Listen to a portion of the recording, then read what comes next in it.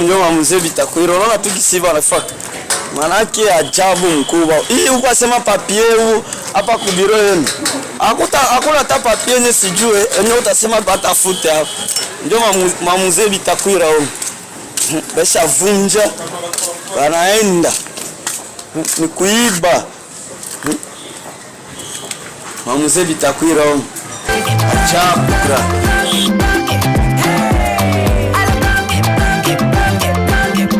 Oyoki elenge ya Kongo. Tapelema. Mnyoma mzee Bitakwira, unaona tukisiba wanafaka. Manake ajabu mkubwa. Hii ukasema papie huu hapa kubiro yenu.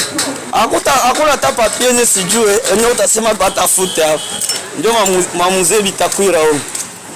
Besha vunja. Wanaenda. Ni kuiba. Mamuzee Bitakwira huu. Ajabu gra.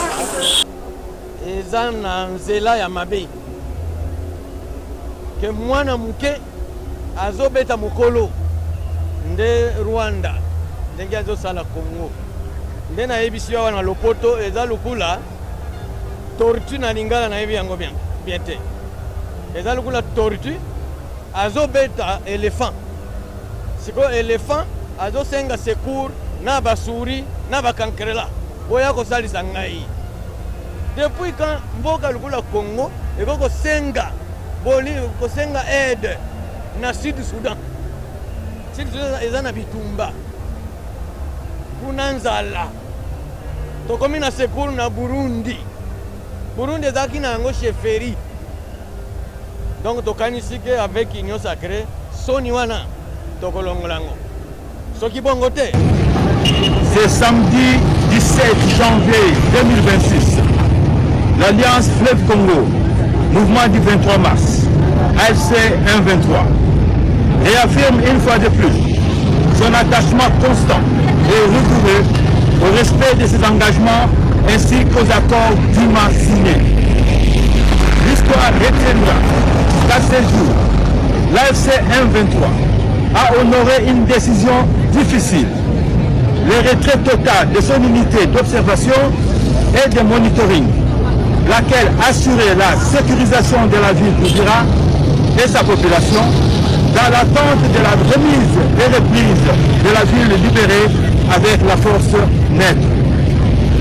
Il convient de rappeler que la ville d'Uvira constituait l'ancien bastion de forces coalisées du régime de Kinshasa, notamment les FARDC, les FDLR, les Maïmaï Wazalendo, les mercenaires étrangers, la force de défense nationale du Burundi. Uvira servait alors des quartiers généraux à partir duquel étaient planifiés et menés des bombardements répétés contre nos positions et contre des zones densément peuplées du Sud Kivu, y compris Minembwe. Ces attaques ont causé de lourdes pertes en vie humaine et provoqué des déplacements massifs de la population civile, causant une crise humanitaire sans précédent. Depuis la libération d'Uvira, un constat irréfutable s'impose. La population vit en paix, vaque librement à ses occupations en toute quiétude, sans tracasserie, sans vol, ni exaction. Aucun acte de cannibalisme n'y est signalé, aucune propagation de discours de haine, aucune politique d'exclusion. L'ordre, la sécurité et la dignité humaine ont été rétablis. En conséquence, l'AFC 23 prend à témoin le peuple congolais et la communauté internationale et décline toute responsabilité quant à ce qui pourrait advenir la ville d'Uvira et sa population à la suite de ces retraits. Les derniers membres de la dite unité a quitté Uvira. Dès lors, l'AFC 23 place la ville et ses habitants sous la responsabilité pleine et entière des Nations Unies et de la communauté internationale, désormais garante de la protection des civils, de la sécurité et du respect des droits fondamentaux à Uvira. L'AFC 23 reste fidèle à sa parole et à ses engagements. Merci. 18 ya mwezi wa kwanza 2026, siku ya Mungu. Hapa ni ku frontiere hapa. Batu wanafurahi sana kusikia M23 inatoka frontiere hiyo. Frontiere hiyo batu wanatoka. Batu biko wanatoka bakubeba banabeba. Na sie tuko huru hapa, batu bamoya banaanza kunywa makanyanga na vingine. Ndio kwa walikuwa wanaikala hapa. Hao watu wote wanafurahi sana. Sie tulikuya tu kuhakikisha tuangalie kama ni ukweli. Sawa sawa. Si hao. Nakwambia ni hatari. Hakuna jiwe itapandia kwingine jiwe.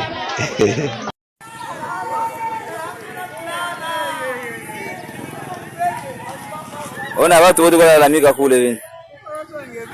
Balenda usiku sana. Maine ndio balianza mpaka 3h. Ile saa zote ni mara la mkumacho. Fikia magari. Sinaanza ila. Kila mtu yuko natoka na kiona nguo naye. Zile bambula yangu na wewe bazuri kwa mbio hiyo.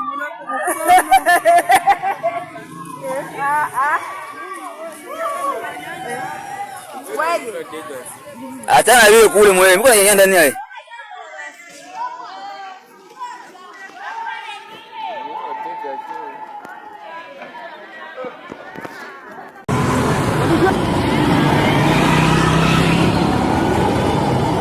Mai na iboro.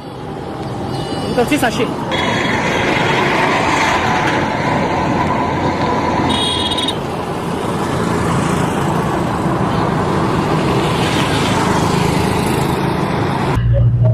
Si c'est vrai qu'ils vont se retirer, je sais pas où se retirer, si là c'est M23 se retire, c'est-à-dire qu'ils vont se retirer à partir de là ils ont quitté. C'est où? C'est Kamanyola, n'est-ce pas? Nous avons besoin de la paix. La petite différence que j'ai remarquée moi ici, ça peut être une différence stratégique, mais on l'a vu aujourd'hui, est que 2-3 jours sans crépitement de balles, les gens dans le quartier se demandent, mais est-ce qu'il y a des militaires, on ne les voit pas? Et chacun se promène, il rentre à la maison un peu tôt. On est là, on vit. Sinon, si le crépitement allait continuer, on allait perdre les gens comme de mon âge. J'allais mourir dans la maison, dans la chambre, par dépression et tout ça, c'est de suite. Mais la petite paix est là. Vous ne voulez pas qu'on compare de positivité. Chaque mouvement a son point négatif et ses points positifs, y compris le gouvernement. Bref, dans le gouvernement, il y a des diables et des petits, pas petits saints, il y a des bons et des mauvais. Dans AFM23, il y a aussi des bons et des mauvais. Partout où vous irez, vous trouverez des bons et des mauvais. Nous sommes du côté des bons. Qu'ils soient mauvais de ce côté-là, nous ne sommes pas d'accord avec eux.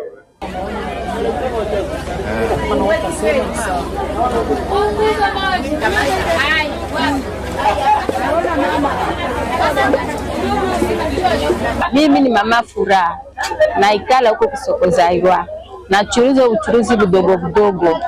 Ndio tulisikia kama habakuwa M23 banatatoka, lakini tulibaona asubuhi. Si hatukatali venye banatukamata mzuri na njoo hapo tutaikala nao. Tunataka amani, tunataka amani, tunataka amani tu. Ndio yenye si tunalilia. Kwanza si hatuna maisha, hatuna kitu chochote, lakini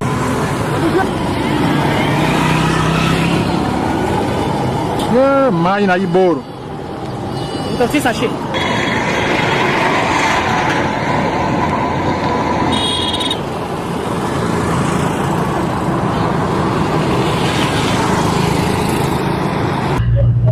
Si c'est vrai qu'ils vont se retirer, je ne sais pas où se retirer, si là c'est M23 se retire, c'est-à-dire qu'ils vont se retirer à partir de là ils ont quitté. C'est où? C'est Kamanyola, n'est-ce pas? Nous avons besoin de la paix. La petite différence que j'ai remarquée moi ici, ça peut être une différence stratégique, mais on l'a vu aujourd'hui, est que 2-3 jours sans crépitement de balles, les gens dans le quartier se demandent, mais est-ce qu'il y a des militaires, on ne les voit pas? Et chacun se promène, il rentre à la maison un peu tôt. On est là, on vit. Sinon, si le crépitement allait continuer, on allait perdre les gens comme de mon âge. J'allais mourir dans la maison, dans la chambre, par dépression et tout ça, c'est de suite. Mais la petite paix est là. Vous ne voulez pas qu'on compare de positivité. Chaque mouvement a son point négatif et ses points positifs, y compris le gouvernement. Bref, dans le gouvernement, il y a des diables et des petits, pas petits saints, il y a des bons et des mauvais. Dans AFC 23, il y a aussi des bons et des mauvais. Partout où vous irez, vous trouverez des bons et des mauvais. Nous sommes du côté des bons. Qu'ils soient mauvais de ce côté-là, nous ne sommes pas d'accord avec eux.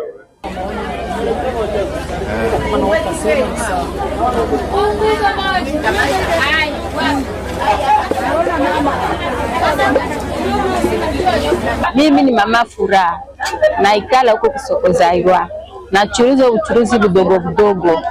Ndio tulisikia kama habakuwa beme 23 banatatoka, lakini tulibaona asubuhi.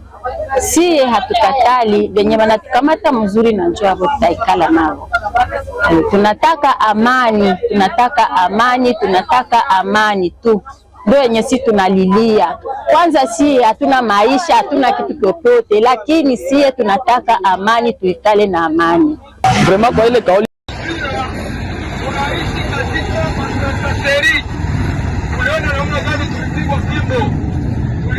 kulikuwa disparition ya pouvoir public. Gouvernement haina moja adire kuraia, na hii yote ilionyesha ya kwamba Bwana Tshisekedi iko incapable, iko na incompetence notoire ya kuweza kuongoza hii pays kontina yetu République démocratique du Congo. Ndio maana leo tunakuwa na furaha. Hii sherehe ambayo tunakuwa nayo sio viongozi wa FC M23 walitushurutisha tufanye hii marche de soutien. Hapana, ni initiative ya sisi watoto wa Uvira kuona ya kwamba tunakuwa na furaha ya ukombozi. Bali tudanganya ya kwamba wale wakombozi mtawaonaka. Uvira ne tombera jamais. Sasa kumbi ile français ilikuwa kishinwa. Uvira ilitombe. Bale walisema bakufake, tulisema kunakia baibu na bengine. Lakini waliposikia tu kivukutu ya armée révolutionnaire, tuliona walitimuka wanakimbia. Na tuko batemoshe batoto ya Uvira. Depuis armée révolutionnaire ilingia, hakuna mulio wa masasi. Gari zilikuwa ziendeke Bukavu. Leo watu wanaenda Bukavu. Uko nakutanana na jeshi, hauogope jeshi. Jeshi haikusemesha kitu. Ni kusema tunakuwa libere. Eske tunaweza kushangilia liberation? Tupigie liberation mikono. Sisi tunakombolewa. Na hiyo ukombozi tunaomba viongozi wa M23 isiishie Uvira. Tunaomba hiyo ukombozi ifike hadi Kinshasa. Paske Bwana Tshisekedi hana kompetence ya kuongoza hii nchi.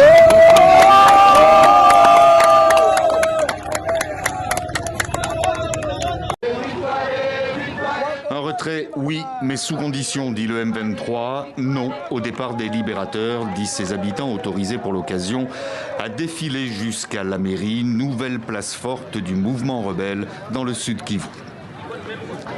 Depuis qu'ils sont entrés ici, voilà une semaine, nous n'avons entendu aucun bruit de balles. Les gens dorment bien, les activités ont repris, les bus quittent Uvira jusqu'à Bukavu. Revendiquer le retour à une vie normale depuis 6 jours, après les plus de 70 morts et 200 000 déplacés selon l'ONU, la crainte affichée, même si l'une des conditions du M23 avant tout départ est d'obtenir la garantie que la sécurité des habitants sera bien assurée. Nous avons beaucoup souffert. Aujourd'hui, nous avons la chance d'avoir les éléments de la FCM 23, alors si nous voyons qu'ils partent, nous n'allons pas rester. Il faudra que l'on parte avec eux. Autre condition posée par le M23, la démilitarisation de la ville et le déploiement d'une force qualifiée de neutre. Les manifestants contestent les pressions américaines à l'origine de cette annonce de retrait unilatéral, comme le précise le texte, présenté comme une mesure de confiance en soutien au processus de Doha. À Kinshasa, on demande des faits et surtout le respect de la souveraineté de l'État congolais. Un retrait assorti de conditions ne peut en aucun cas remettre en cause la souveraineté de l'État congolais. Aucun groupe armé n'a qualité pour imposer des exigences politiques ou sécuritaires à la RDC. Et d'ajouter que si les initiatives de Doha et de Washington sont importantes, elles doivent avant tout mener, je cite, à la cessation des hostilités et au désarmement des groupes armés. Video yo nasali yango pona bandeko na ngai ya Uvira. Bandugu yangu ya Uvira nyie njo minafanyizia hii video. Na mina lomba munisikilize kwa makini. Na mina baomba kabisa kwa jina la Yesu Kristo munisikilize. Ni kufaida yetu, munajua kama kule ni kwetu. hatuwezi taka tusikie mko na probleme na sie tuna nyamanza na tuseme. Me juba kubwa waisikie, niko oblige kusema Mlingala na bengine basikie bemaneza tusaidia kutufikishia maneno kwenye natakika ifike. Na nyie mimi najua kama mnasikia Lingala mtakomprendre bien niko asema. Donc msiseme dada anaanza tuambia Mumangala omomau ni wa huku kwetu anajua Kiswahili. Munisame tuseme kulingala juba kubwa nabo basikie. Na lobi bandeko nanga Uvira boli misangana loba discours oyo na makambo na zolo bana Lingala pour que ba konzipe basa nini ba yoka. Bino nde na saleli video oyo parce que ezali très important bo comprendre makambo na zolo ba. Biso toza awa pona ko alerter peko pesa avi na biso selon ndenge biso tozo koyoka. C'est vrai biso nyoso toyoka ki ke Uvira na minute oyo ba M23 AFC M23 babimi toyoki biso nyonso après communiquer oyo tomona ki bango moko basalaki. Mais akokama ya komi to poser question et ça est comme deuxième communiqué. Premier communiqué balobaki babimi. Au deuxième et lisusu. Qu'est-ce qui nous dit que troisième peut koyate? Yango wana na féliciter excellence monsieur le gouverneur Jean-Jacques Pouroussi prof na discours na ya salaki ya sagesse à lobby. Oui, c'est vrai babimi mais il faut tozala toujours prudent. Et puis ngai na ye koloba likambo ya triomphalisme wana zo salema wana ezaki tokote. Botika makambo ya triomphalisme kurukaruka tunaganye munaganye nini? Hakuna vya kuganye na hakuna mwanapoteza. Jua nini tunasema vile? Pona nini tolobi ke mutu moko te a gagné na mutu moko te a perdre. Oyo a gagné c'est la République démocratique du Congo, oyo e gagné. Parce que bazalendo bozobetela maboko. FRDC bozobetela maboko wana e bundaki e betaki masasi te. Ezalaki te par guerre nde bazongi wana. Bazongi wana parce que ezana diplomatie moko ezosale malikolo na président Fachi nde lobi M23 bobima wana. Donc ça ne sert à rien kobetela wazalendo maboko, ça ne sert à rien kobetela FRDC maboko. Donc bozoko sepela kaka nenge bomoni ba yabino bazongi. Alors pona yango biso nyoso tolandi ndenge nini pillage salemi wana, tolandi ndenge nini ba sabotage et salemi wana, nde toye koloba bosala très attention. Ba M23 AFC M23 avant babima ba yebi piège nini batika ki wana. Alors soki bo tomber na piège wana bandeko na ngai e kozala pasi makasi bolela surtout piège nini. Soki bolandi discours ya Kagame alobaka toujours que je suis à l'est du Congo parce que nazali ko venger ou bien nazali ko protéger batusi o bazakuna. Tomoni bo pied bandaku ya Banyamulenge, bo pied ba église ya Banyamulenge. Faites très attention avec eloko wana. Discours ya mokonzi ya mboka ya président Fachi ye moko alobaki Banyamulenge baza bandeko na bino. C'est vrai bokoyeb sanga dada yola nakitenda baze koyemba Uvira tombe, c'est vrai. Uvira tombe sala kibiso nyonso passe na mutema. Mais bazali kaka bana les avant prodiges. Yangwana na ekoloba message na ngai ya liboso. Azarias Ruberu Amanywa, Moïse Nyarugabo, bomoni makila ya Banyamulenge nyoso, souffrance ya Banyamulenge nyoso ezali ko salema na minute oyo na Uvira ezali na mutu na bino. Parce que bino nde bozo sala bozo kokotisa Banyamulenge mususu bazana Uvira ba makambo lukuta o bazana ba États-Unis ba partout bo kotisa bango makambo lukuta na mutu. Olie bazala au côté ya babembe bafulero bavira bazala côté na bango ya RDC bozoti ya bango côté ya Kagame bozo bimisa bango ba Rwandais pona ba intérêt politique na bino. Moïse Nyarugabo na Azarias Ruberu bino bokoma bino déjà ba millionnaire bolia ba mbongo botika ba peuple Banyamulenge ko exploiter bango bazala libre na ye koloba na bino Banyamulenge Fachi asi ayebisa bino ke bozali ba Congolais. Bo se ressaisir tangu bobina ki ba Uvira tombe wana boyeba kite makambo ekoki ko baluka mena ke makambo ekamati tournure mususu bo se ressaisir bo comprendre que réalité zali toza wana Kinshasa na Banyamulenge belé Banyamulenge bazala ba province mususu na partout mususu ya Congo. Ressaisissez-vous bo zoager ezana no avant botika makaboko ya wana na ye koloba sikoyo na bandeko na biso ba Uvira boza wana sur place babembe bafulero c'est vrai onyo selekaki bozala nanu sage botika ko toucher babiloko ya Banyamulenge. Kagame akozwa ba raison na ye. Kagame akozwa ba raison botika ba pillage wana bo méditer sur ce qui vient de vous arriver na Uvira. Na seconde moko boye batu bakotaki babomi bino ba piller bino seconde lisusu boko boye bango na bango moko babimi tout comme seconde mususu bakozonga wana boyoki soni. Ne semez pas de la haine wana na Uvira.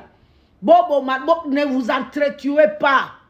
Botika ba pillage wana, botika makamba mabe wana zo salema wana na Uvira, ya ba pillage ya kokende kofinga, o koyemba banzembo mabe, ya incitation à la haine, botika biloko wana.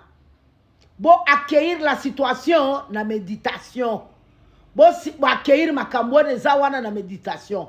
Yangwana na sengi ba leader ya ba fulero, ba leader ya ba vira, ba leader ya ba bembe, sensibiliser ba base na bino. Base à la tranquille posée pour permettre à ce que diplomatie ezali ko salema likolo et ya ko zwa échec te pona comportement boko se comporter na Uvira wana boko yako situka Kagame alobi mbomoni to ebsaki bino ni kaka 2 minutes to se retirer tala ndenge babomi Banyamulenge tala ndenge ba piye biloko nyoso Banyamulenge yoka banzembo bazali koloba Banyarwanda bango nyoso wazonge pala bango. Donc ne donnez pas à Kagame raison. Bosa la très attention. Bosa la calme, bosa la poser. Bosi bo se peli, bo se maîtriser sikoyo. So kezala Banyamulenge bazawana, baza la tranquille. Bo toucher bango te. Bo tika makambo mabe o nyoso bokoki ko sala wana, surtout pas kokota na bandako banzambe bo bandiko buko bebisa biloko nzambe. O ezali conseil nazo pesa. Tomoni na bandako babitakwira nyoso bopie. Les amis, ce n'est pas bien. Haiko mzuri le bitu mko mnafaa pale muache ile maneno mupokee hii situation na jipresente. Hakuna mzalendo alipigana juu arudie pale Uvira. Hakuna FARDC alipigana, hakuna mwaliganye na mwanashindwa. Sie bote ba Kongole tunaganye. Musipatie Kagame chance. Anasema anakia proteger Banyarwanda, anakia proteger Batusi.